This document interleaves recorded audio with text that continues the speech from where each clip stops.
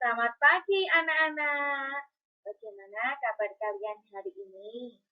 Tina berharap anak-anak semua dalam keadaan yang sehat dan tetap semangat.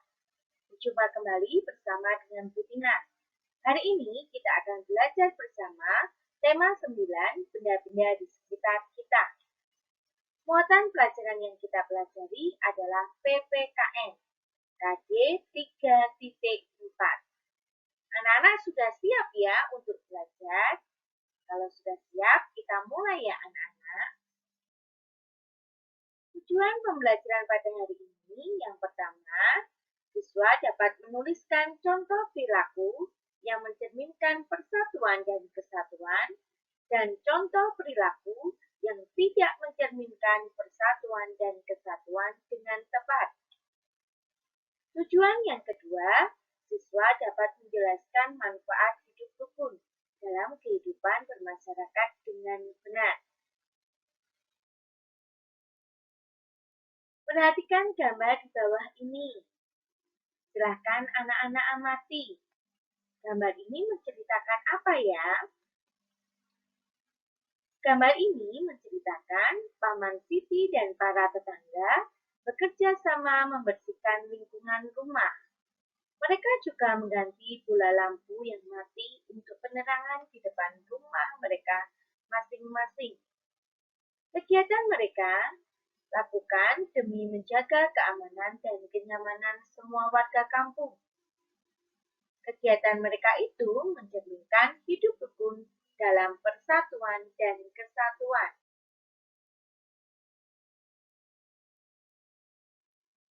Perilaku yang mencerminkan persatuan dan kesatuan.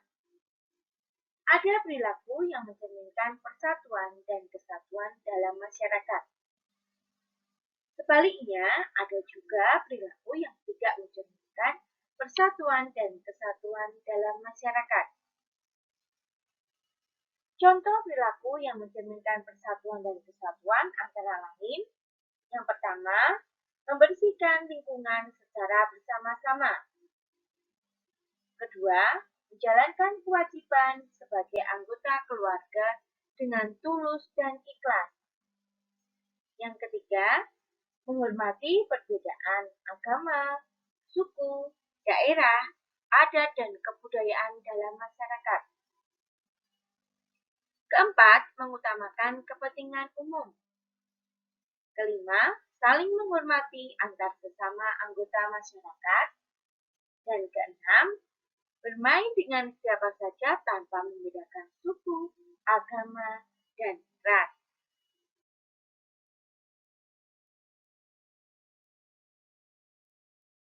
Nah, tadi perilaku yang mencerminkan persatuan dan kesatuan anak-anak. Sekarang, Bu Tina akan memberikan contoh perilaku yang tidak mencerminkan persatuan dan kesatuan. Contoh-contohnya antara lain, yang pertama, tidak pernah ikut serta dalam kegiatan membersihkan lingkungan. Yang kedua, melakukan kegiatan dengan terpaksa atau setelah ditegur orang tua.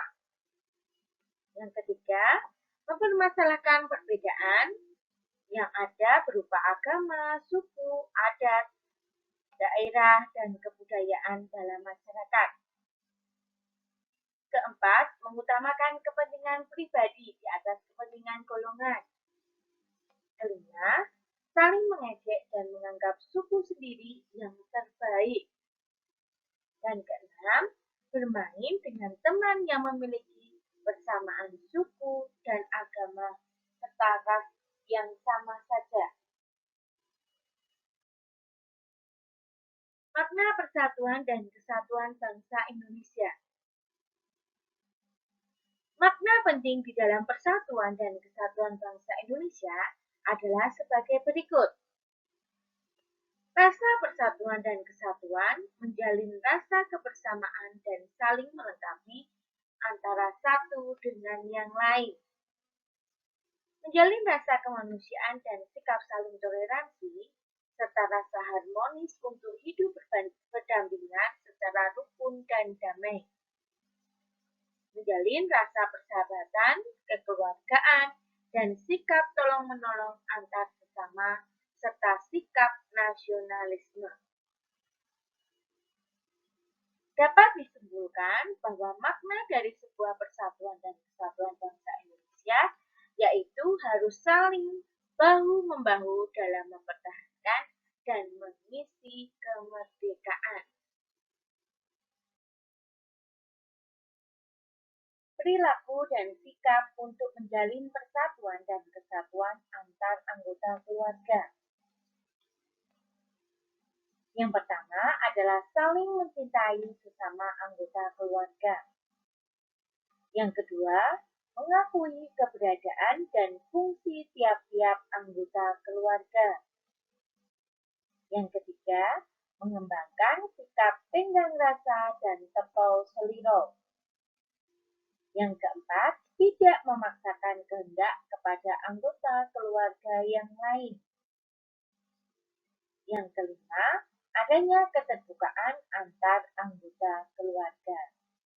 Nah, ini anak-anak merupakan sikap dan perilaku untuk menjalin persatuan dan kesatuan di dalam keluarga. Sekarang kita akan belajar perilaku dan sikap yang harus dilakukan keluarga untuk menjalin persatuan dan kesatuan antar anggota masyarakat. Yang pertama, hidup rukun dengan semangat kekeluargaan antar warga masyarakat. Yang kedua, setiap warga masyarakat menyelesaikan masalah sosial secara bersama-sama. Yang ketiga, bergaul dengan sesama warga masyarakat tidak membeda-bedakan suku, agama, ras, ataupun aliran. Yang keempat, menggunakan bahasa Indonesia secara baik dan benar dalam bergaul antar suku bangsa. Yang kelima, mengadakan bakti sosial di lingkungan masyarakat. Sekarang kita akan belajar perilaku yang harus dihindari untuk menjalin persatuan dan kesatuan antar anggota masyarakat. Antara lain, yang pertama, saling melempar tanggung jawab dalam membersihkan lingkungan. Nah, ini yang harus kita hindari ya anak-anak ya. Kedua, tidak peduli terhadap keadaan lingkungan sekitar. Yang ketiga, tidak mau ikut ronda karena alasan sibuk dengan pekerjaan. Yang keempat, hanya berteman dengan yang seagama atau yang sesuku saja. Yang kelima, mementingkan diri sendiri dan tidak mau bekerja sama.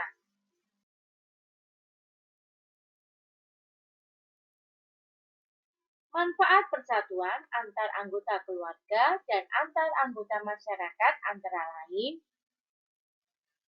terwujudnya kehidupan yang serasi, selaras, seimbang antar sesama. Yang kedua, pergaulan antar sesama akan lebih rukun dan akrab. Ketiga, terwujudnya sikap saling mencintai dan saling membantu. Keempat, dapat mengatasi semua perbedaan yang ada dengan penuh kesadaran. Kelima, pembangunan nasional akan berjalan lebih baik dan lancar. Keenam, pelaksanaan gotong royong akan dapat berjalan lancar dan baik. Ini adalah manfaat persatuan antar anggota keluarga dan antar anggota masyarakat.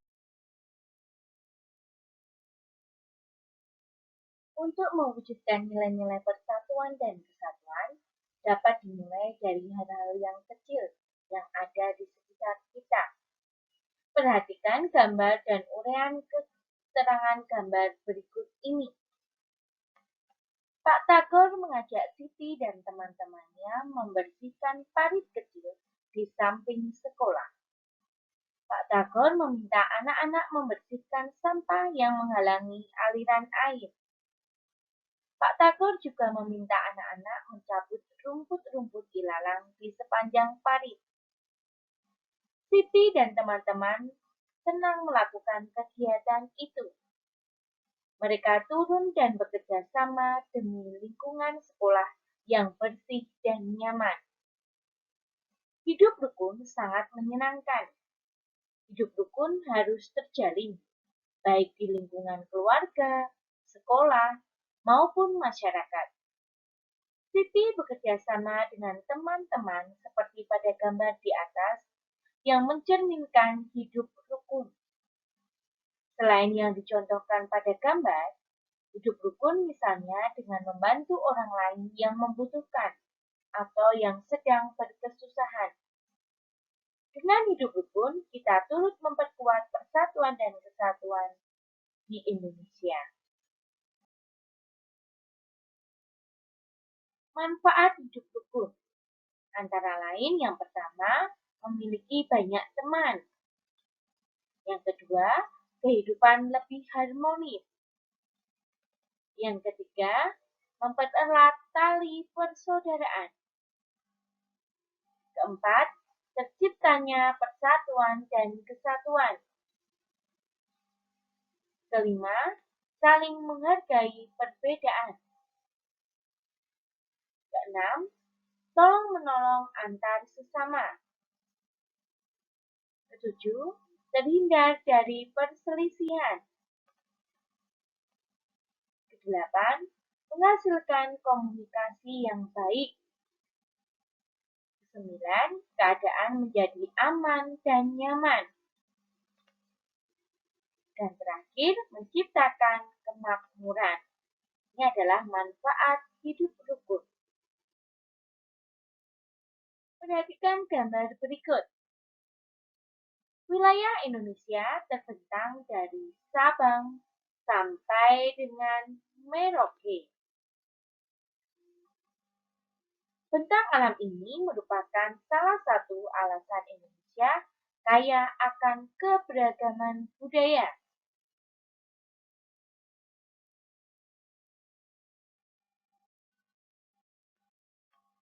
Keragaman budaya diantaranya berupa upacara adat, rumah adat, tari-tarian, dan berbagai lagu daerah. Hampir setiap daerah memiliki kebudayaannya masing-masing.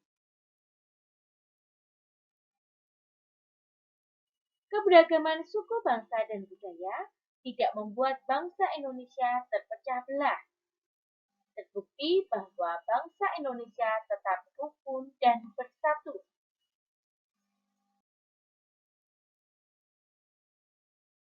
Bhinneka Tunggal Ika merupakan semboyan bangsa kita yang mengungkapkan persatuan dan kesatuan yang berasal dari keanekaragaman. Bhinneka Tunggal Ika artinya berbeda-beda tetapi tetap satu jua.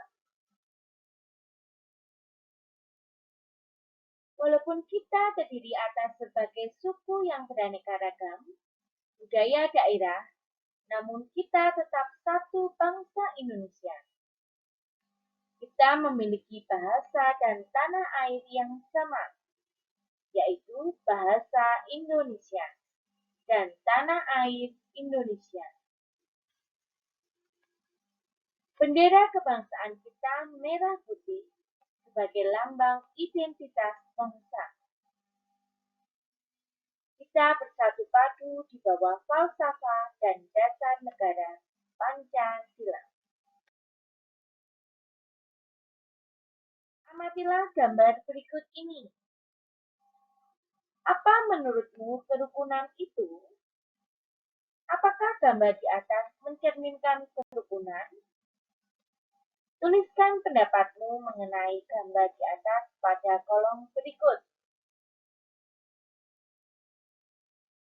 Kerukunan adalah keadaan tentram, damai, terpeliharanya persatuan dan kesatuan karena adanya sikap saling menghormati, toleransi, menjaga ketertiban dalam bermasyarakat, berbangsa dan bernegara, serta menghargai perbedaan suku, bangsa, ras, dan golongan.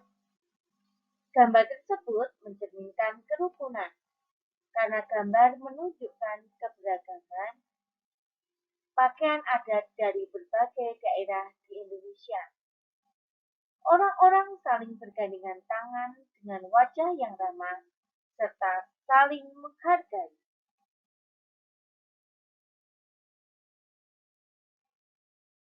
Hidup rukun harus dilakukan antara sesama anggota masyarakat. Hidup rukun akan membuat persatuan dan kesatuan bangsa semakin kuat. Agama dan suku setiap anggota masyarakat tentu berbeda. Walaupun berbeda, anggota masyarakat harus hidup rukun, saling membantu dan menolong. Hidup rukun juga harus diwujudkan antar umat beragama. Di Indonesia ada 6 agama, yaitu Islam, Kristen, Katolik, Hindu, Buddha, dan Konghucu.